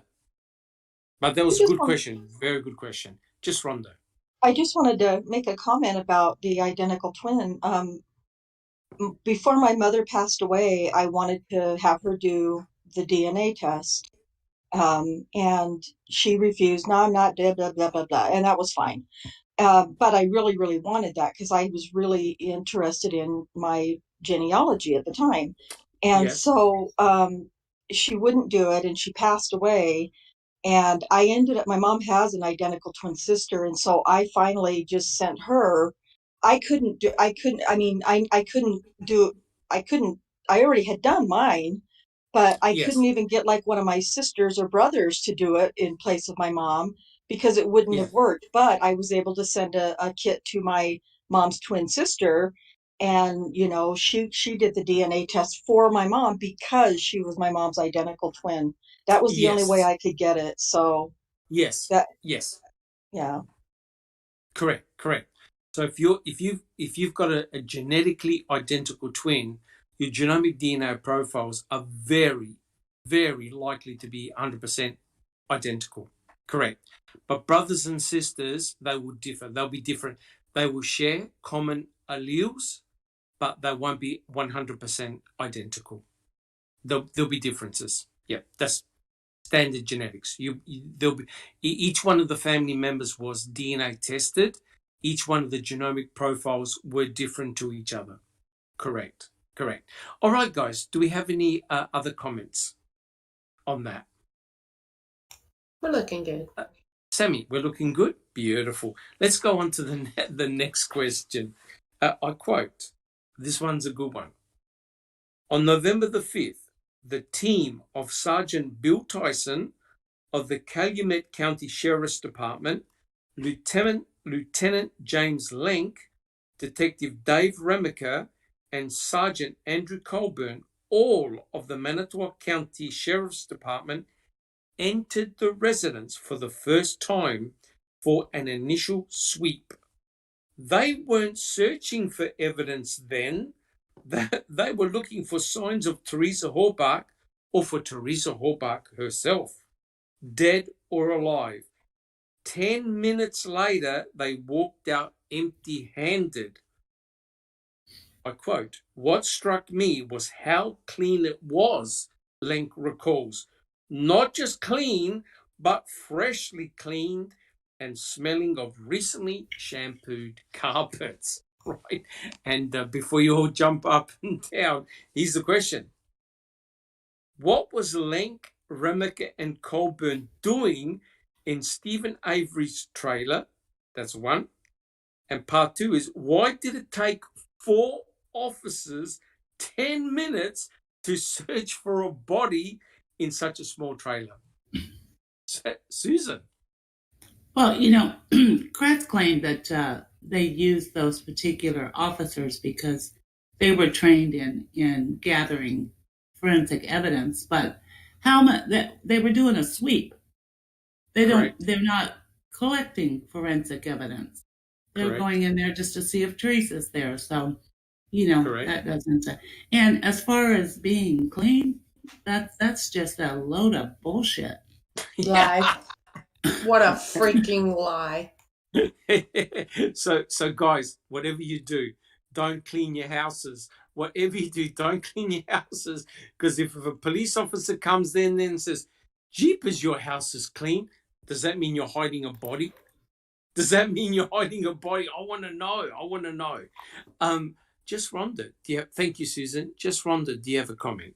Yeah, don't clean your home, don't shampoo your carpets, and for God's sake, whatever you do not leave an empty bleach bottle in your laundry room. Correct. 100%. You see, here's the stupidity of it. Anyone in Wisconsin is permitted to clean their house, clean their carpets, have a bottle of bleach in their laundry, except Stephen Avery. Because if Stephen Avery's house actually smells nice and he's got a bleach bottle, it has to have nefarious intentions. Right? It's the biggest crock of what. And that's why I have to read these passages out, just to show how insidious the writing is, how ridiculous it truly is. Checking convictions. Do you have a comment? Well, first of all, I want to say they called Stephen's house clean. That's my comment. They called it clean? Okay. Yes. Well, I'd really like to see what they call dirty, I guess. Correct. Now, why do you think Ken Kratz sneaked in about the carpets being recently shampooed? What was he insinuating there? Jack 61. Well, that he'd sucked up a bunch of blood in that carpet cleaner and, got cleaned up a big bloody mess. Correct. And you know what? They did rip up the carpets, right? They ripped up the carpets. Did they find any blood? Not a drop. Pools. Not a drop. Pools of blood. They also checked the vacuum cleaner bag. Did they find anything inside the vacuum cleaner bag? Not one molecule. Nope. Did they find any of Teresa Horbach's hair? Nope. No. Nothing. Nope. Nothing. So that might be the one they left in the RAV. Correct. They checked the carpets, no blood. They checked the vacuum cleaner bag, no forensic evidence. Otherwise, they would have put it in the front page of newspaper. So you see what Ken Kratz is doing here? It's all by insinuation, right? And so somebody reading this book must be thinking, oh, he cleaned his carpets. Oh, that's an indication of a crime. And yet that's clearly not the case, because there have been many other crime scenes where people have cleaned their carpets with shampoos, but what they forget was that the blood and other bodily fluids sinks to the bottom of the carpet that you can't clean, and it goes on the floor. So that's why they ripped up the carpets and there was no blood there, right? Sammy, do you have a comment? Yeah, what I'm getting is that KK is probably the chief of psych ops for a alphabet agency. Correct. I think he really wanted to be part of the FBI or the CIA, but clearly, guys, if you're going to make statements like that, you need to back it up, right?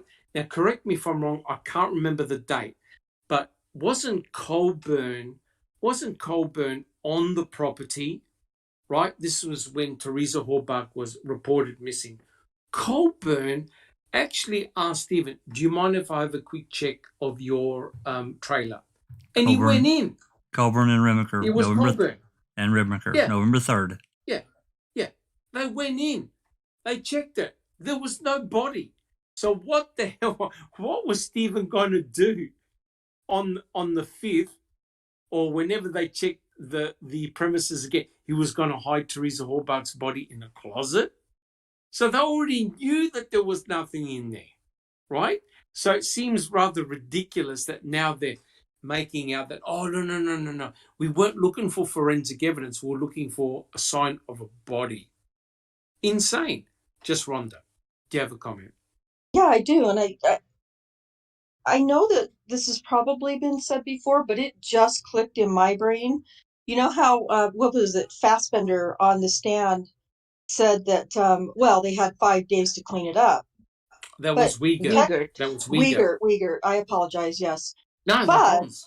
when you think about it, they didn't really even have 5 days because they went in on the 3rd of November. Correct. They had 3 days because they didn't see any sign of anything on the 3rd of November. So they didn't even have 5 damn days. They had 3 by Uyghur's, standard. But it sure sounds good, doesn't it?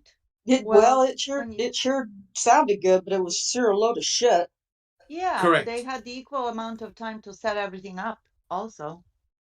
That's correct. Exactly. That's 100% correct. And that's why, just Rhonda, Wiegert had no answer. Right? And he was asked during Brendan's trial, well, can you connect my client to Teresa Horbach? He never had the guts to say, no, I can't. Right. So he answered it by saying they had 5 days to clean up. That's how gutless Wiegert was, right? Because their own forensic scientists showed that there was no trace of Teresa Horbach inside the trailer or garage. Yet Wiegert comes up with this a double negative to say, oh, well, they had 5 days to clean up. He never answered the question, right? The answer was, no, we can't connect Brendan to any of the forensic evidence. But he knew it would have looked bad in court. Checking convictions. Do you have a comment? Not only did he have less than 3 days to clean it up, but the Manitowoc and Calumet and whoever else was involved had like 8 days to do their planting. I mean, there was nobody there on their salvage yard for how long was it they were there and it took over 8 days. They were there for 8 days. So they had 5 days more than Stephen did to do their work. And couldn't get it right. That's correct. And what is mightily suspicious, which I find very suspicious, is how all the forensic evidence, the key forensic evidence, all just about is found on one day. And that is after November the 7th. And what happens at November the 7th? Where are the officers? Where are they? Cuss Road. They're at Cuss Road. Cuss Road in the quarry. The fake burial site where nothing was found. All of a sudden, one day after, everything is just about found. Right? Yeah. Rather remarkable, isn't it? Susan? Buckets of bones. But I guess that was... But, yeah. Correct. But it's a rather remarkable, there's a linear cutoff, and that is after Cuss Road, all of a sudden it's jackpot. All of a sudden everything is found, right? All this incriminating evidence pointing to Stephen is found after Cuss Road. Interesting. And according to Colburn, there was nothing at Cuss Road. It was a fake burial site, nothing to be found. Jack 61. That looks like a comment from Bethany. KK tried to insinuate on one of my posts that SA had rented and returned a shampooer machine. I replied, really, where is that in the CASO? And he then responded that I was too far gone, LMAO. Yeah, I'm sure that was probably back when Kratz was trying to drum up business for his second printing of his book. So correct. But the reality is, Jack 61. Those carpet cleaners, they're not powerful enough to completely get right down to the bottom of the carpet, right? And just to prove a point, when they went in the garage, what did they do to the cement floor?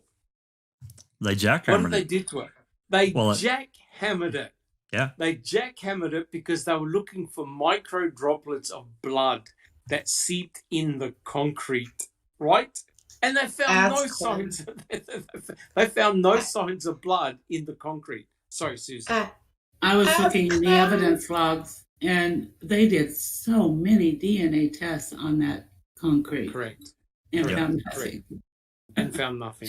Thank you, Susan. Sorry, Alice, do you have a comment? It's a comment from Shane Henry. He says, "Thank God this crime didn't happen during COVID-19. Kratz would have said Stephen was trying to hide his identity by wearing a mask." Yeah. Correct. Well, I did that. I put up that funny diagram in our office wall. That the only way that Stephen and Brendan were going to commit this crime were if they're in a full hazmat suit, because they left no forensic evidence of themselves, right? And it's like, how bizarre. Like, Ken Kratz and the state are trying to associate the crime to Stephen and Brendan, but the forensic evidence is saying, nah, sorry, no crime took place, right? And that's why you've got two different trials, one body and two different murder scenarios, because the state couldn't make up their mind, right? I've never heard of this situation like this. It's completely bizarre. Sammy, do you have a comment? So I have to say then, in at least one of those cases, they're just straight up lying. We know they're lying about everything. I just think they're ass clowns. Well, put it this way, and checking convictions can back me up. How Brendan Dassey got convicted still blows my mind. Blows my mind. I cannot work out, when there is no forensic evidence at all linking him to Teresa Horbach or any nefarious activity, and it was due to a obviously coerced confession, is that kid sitting in prison for life?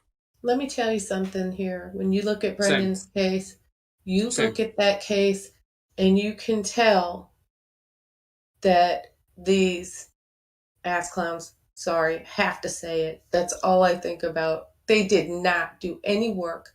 They didn't really do their job. Not in the slightest. Correct. 100% agree. And don't forget, guys, Ken Kratz writes a big chapter on Brendan Dassey. And I'm almost tempted to read the entire chapter out because it's that bad. Right? It's that bad. But we'll cover that later on. But it's a very important chapter which we'll go through. Sorry, Susan. Susan, do you have a comment? I just want to say innocent people don't confess. It's simple. Oh, yeah. I mean, how can someone of Fallon's expertise and experience come up with verbal diarrhea like that and have a straight face when he knows the high percentage of young people like Brendan, especially that have mental issues, a lot of them are easily coerced into false confessions. How, you know why Fallon had to say that? Because that's all Fallon had. That's all Fallon had to go by. They had no forensic evidence against Brendan. That's the only thing that they got Brendan on, words and words alone. It's disgusting. Jack 61. Going back through and thinking about Stephen's trial and what they did, and then it was Gone that suggested it, that they remove any reference to Brendan Dassey in Stephen's trial. But then now we turn around now. We're, as you had indicated earlier, we're now recording Brendan's trial. We're finished with the pretrial hearings, and we're into Brendan's trial. And what is really, it's a really stark thing, how much the trial is really about Stephen Avery. And we're really probably halfway through. We've done day 1 and it's published, and we're doing recording day 2, but it's still the same thing. Yes. It's all about Stephen Avery, and correct. How they got away with that. I just correct. I just don't get it. You swear to God, if you look at Brendan's trial, you swear to God it was Stephen's trial. That's right. Brendan would have sat there just twiddling his thumbs because it had nothing to do with him. It had nothing to do with him at all. And Neverly, do you have a comment? I have a comment out of frustration. I know, obviously, if it's possible, the answer to my question, at least Stephen would have been out. So they convict Stephen on one narrative and on one timeline. Some time goes by, Brandon was coerced to confession, and they convict him upon that confession, right? Then couldn't somebody say, hello, if she was murdered an hour later, according to Brandon, who confessed, quote unquote? Correct. Then that means that Stephen didn't do it. But what they did very cleverly, they split him up, and they were each other's like co-conspirators, or how do you call them? Yes. Unindicted co-conspirator. Unindicted co-ejaculator. Exactly. Yeah, correct. So that's the frustrating part to me, that nothing can be done about that. Nothing yet. We will see. But you have one crime, one is guilty of one thing at one certain point at a time. The other one is guilty at an hour later, going by Stevens, what happened, what he was convicted for. So now it's not the 2:40 that she was 41 that she was last seen or whatnot, but it was an hour later when he came from school, when Brenda came from school. That's correct. Which of course. That's correct. The time, in fact, what's this stupid. Doesn't match. Correct. Fassbender said to Brendan, he goes, the times aren't adding up, bud, because Fassbender knew that what Brendan was telling Fassbender and Wiggett completely didn't make any sense whatsoever. So Fassbender was smart enough to realize, the timelines are completely out. So what Brendan was telling them was just rubbish. There was no basis in fact. He had made the whole thing up, right? And I'm sure Fassbender and Wiggett would have realized that, but they couldn't let Brendan go. Why not? Because Brendan was Stephen's alibi. So Brendan would have said, hey, look, guys, we just did a few bits and pieces. There was no Teresa Hallbark here. There was no Toyota RAV4. I didn't see anything, right? So the whole thing would have been a farce. So someone made the comment that had Brendan been caught up in Stephen's trial, it would have been a disaster, because Brendan would have said, look, I recant everything. I made it all up. I was coerced. Nothing nefarious happened. The whole trial would have been a farce. So they did 2 separate trials whereby no one knew what had happened in one trial because you had different jurors, right? And so, as Jack 61 said, the majority of what you see in the trials, on Brendan's trials, is all what happened with Stephen. Jack 61. Kratz was smart enough to know he didn't want Buting and Strang anywhere near where they could question Brendan. He knew that. Correct. I just don't. I'm not knowing really how Wisconsin legal the whole process works, but how he was allowed to split them, because so much of it, it, and everybody else does. They were treated as co-defendants, and then all of a sudden, we can't do that. We got to split this up. I just the legality of it is just mind-boggling to me. Correct, but don't you find it was a master stroke? Oh, absolutely. Once Brendan had confessed, in quotations, they added all those extra charges to Stephen, right? That's right. And then when the trial came around, they thought, if we're going to stick these charges on Stephen, we need to get Brendan to testify, because that's how we got the charges in the first place. So what they did is that they dropped those additional charges, which means, and Ken Kratz even said it, we didn't use anything from Brendan Dassey in Stephen Avery's trial. It was a masterstroke, and they got away with it. Yeah, it was total manipulation from the time that it all began. Buting and String argued for months about the reliability of Brendan's words, and Willis, he's him hauling around, and he's being the state apologist, and he basically he ignored them completely. But then it comes up to trial, and then all of a sudden, we need to drop this, and they did. After how many 10 months of this stuff being dragged through the mud, it's just terrible. Yeah, that's correct. And I remember Strang said to Stephen's parents, he goes, "Well, we got those three extra charges dropped, but he says all Stephen has to do is be shown to be guilty on just one of those charges, and he's in prison for life." Right? So, they were successful in convicting Stephen on several charges, and that was it. He ended up in prison without any form of parole. But look, guys, I am conscious of the time. We've been going for close to 2 hours. Why don't we leave it here?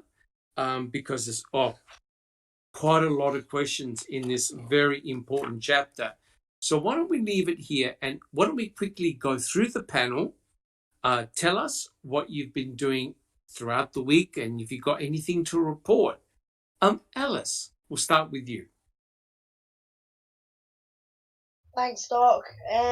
Just I did a live with Paul Capaldi this week after the marathon weekend that we had in remembrance of Eric Hosey. It was absolutely brilliant being invited on, first of all, representing Foul Play. We had a great chat, and hopefully it'll happen again soon. And just the usual, being working with Rhonda and Cherie on the Daniel Holtzclaw case, and keeping my eyes closely on what Casey's been bringing out this week. So I'm looking forward to open mic soon as well. And hopefully doing Len Kaczynski this weekend with Becca and Linda again. So that's my week completely filled. Correct. Oh, jeepers, you have been very busy. And it was great to see you on Paul Capaldi's live. Thank you. And you didn't cuss once. No, I was a good girl. Tried my best, gritty teeth, bitten lip, so but I did it. You didn't even say bunch of tossers. No, I did not. I don't know. I got depressed. I'm there. What have you done to Alice? That's not Alice. Anyway, it was fantastic to see you on the live, Alice. Lives. Fantastic. Bibi, what about yourself? We've been busy working on getting a house for the rally to stay in. A bunch of us. Yes. A large group of us from Foul Play plan on going. We're already paid, and it's in the works. We got the place secured, and we got a big old farmhouse. So, yeah. We'll have to do a podcast, or you girls will have to do a podcast. Oh yeah. Well, everybody's going. Linda, Becca, Susan, Sammy, me. Yes. Anyone else want to join us? We still have beds available. Jinx, maybe Nosy. Yeah, Jinx, Nosy. Yeah, there's a whole bunch of us that are going. It's a big old farmhouse. So. Awesome, fantastic, Bibi. Looking forward to that. Make sure you take a lot of pictures. Oh, I'm sure there will be. There'll be Yeah. pictures and videos. Some videos probably we wouldn't want out. That's true. That's true. That's true. Good point. Good point. Thank you Murder so friends. much. Yes, correct. Checking convictions. How about yourself? Well, like BB said, we're going to do that at the rally this year, and we will have in situ pictures. How's that? We'll do it right. Awesome. Evidence. Photos later Yeah. seen at our trial. Right. Correct. I plan on going live from there since I can do it this year. So I'm really looking forward to doing that. But in general, I'm just working, on Brendan, Brendan, Yes. Rebecca's channel that I'm trying to give her. And it was great to have Barb and Pete on for our live playing trivia, which was a lot of fun. I mean, I know most people look for, case facts and this and that, but, Brendan's story is just so sad and everybody's heard it. And it's a very delicate thing to talk about.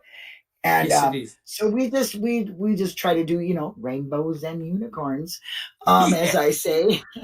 So other than that, I'm lining up a bunch of interviews that I'd like to do. I've been looking at some old news footage and kind of pulling out things that just make me shake my head and wonder what was going on. So other than that, I guess that, and enjoying my team in foul play. That's about it. Yes. Fantastic. Yeah. But I've got a complaint. Yeah. I didn't win one prize. I reckon I got all the answers correct, and I didn't win one. Yeah, well, I think you won a prize. Okay, you won a prize. A jar of butthurt cream. Yeah. Correct. But you know what? It was a lot of fun, and it was done in good spirit. And that's exactly what Brendan would have really liked, and it was really fun learning about all the facts. What he likes and things like that was done in a good spirit. I think it was really, really well done. Thank you so much, Checking Convictions. Jack61, what about yourself? Thank you. Well, first of all, I have a question for the ladies that are going to the rally that rented the farmhouse. Number one, and this is key. Do you have enough for bail money? That's number one, and it's really. Oh yeah. Oh yeah. No, stand by with a GoFundMe for us. We were going to call you, Jack. Yeah. That was going to be my next question.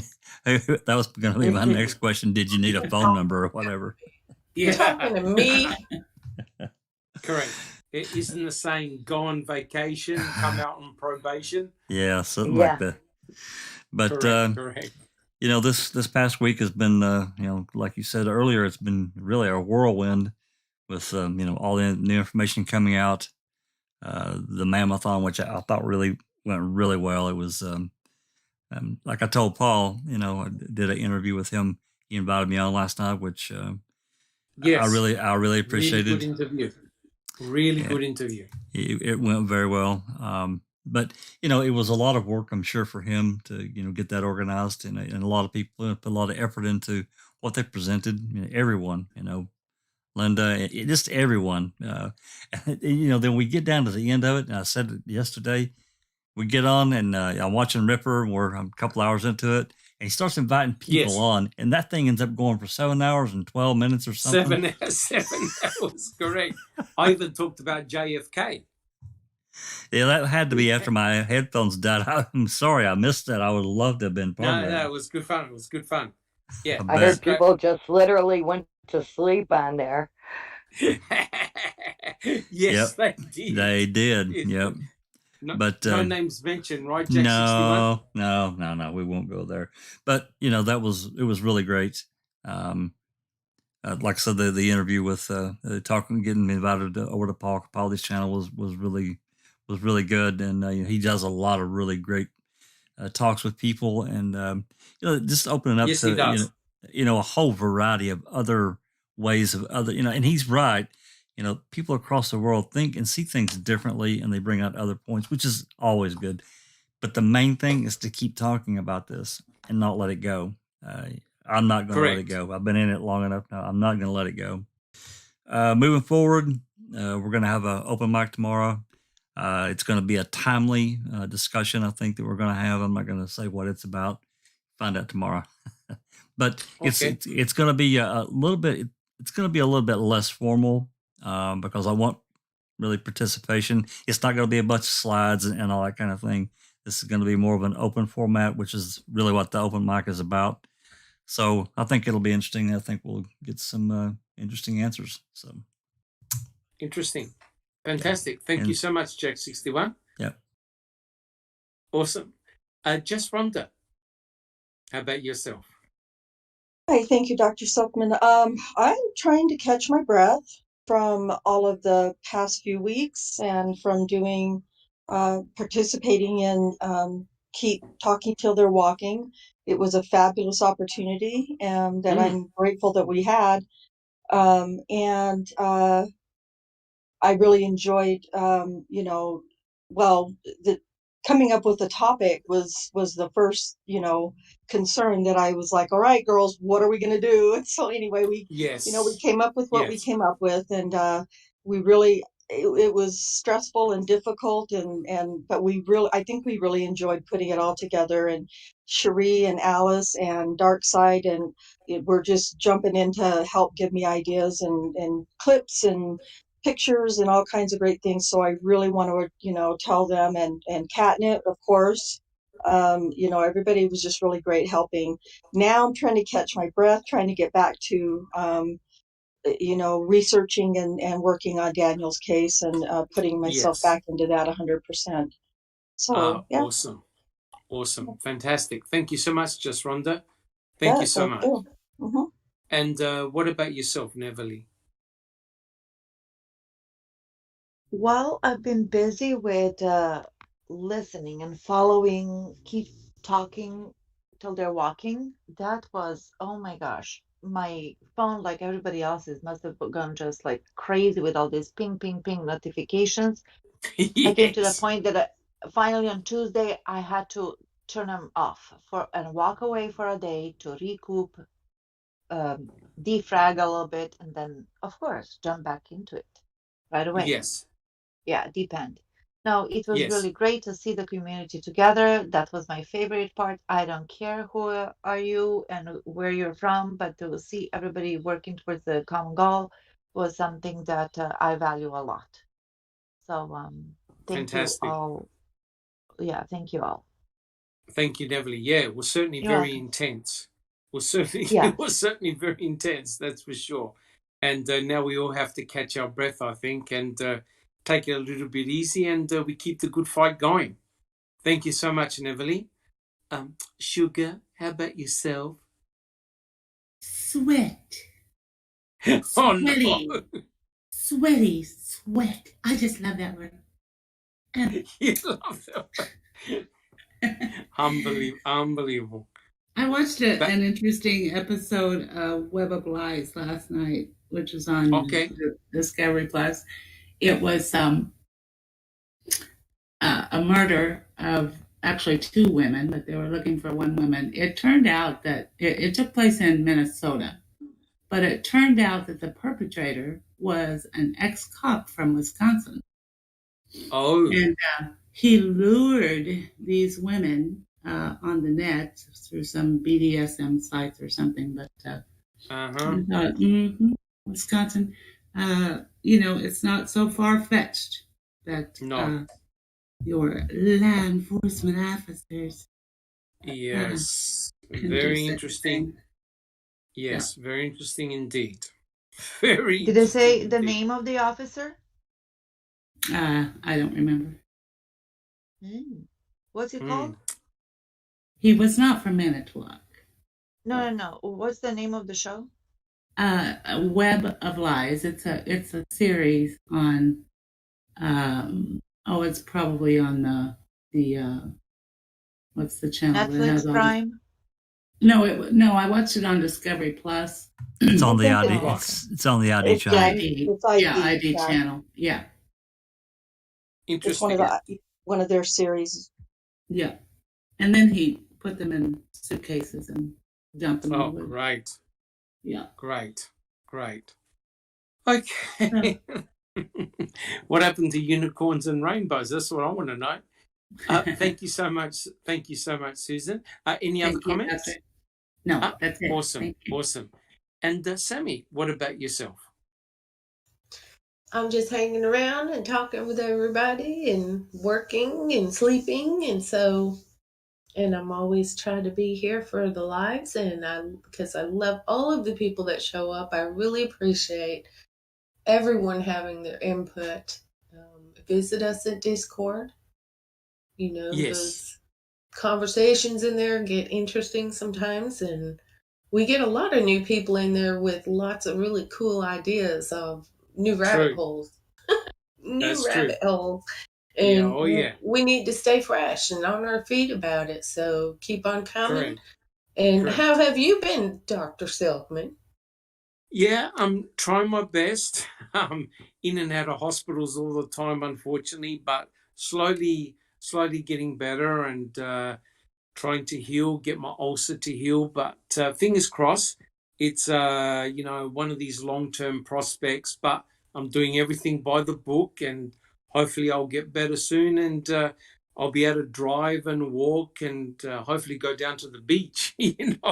Put my feet in the sand. So, but being with Foul Play, being with the team, and doing these podcasts has been fantastic. And I've really enjoyed it. And like I said, the last couple of weeks have been crazy, absolutely crazy. So many things happening, and with Kathleen Zona, the new witness, Tom Sawinski. Yeah, off the chain. Oh, yeah, a lot of things have been happening. Well, look, okay, guys. Well, first of all, I'd like to thank everyone in chat for coming along, and thank you so much. If you like what we do, please subscribe. If you haven't subscribed, please hit the thumbs up if you've enjoyed our podcast, and leave us suggestions of how we can improve. We're not perfect, but we try and do our very best. And I'd like to thank the panel for coming along and answering a lot of the questions. And guys, thank you so much. And we will see you all next week. And we'll continue with Chapter 6, The Key. Thank you so much, guys. Been a pleasure. This has been a Foul Play production. And we're out.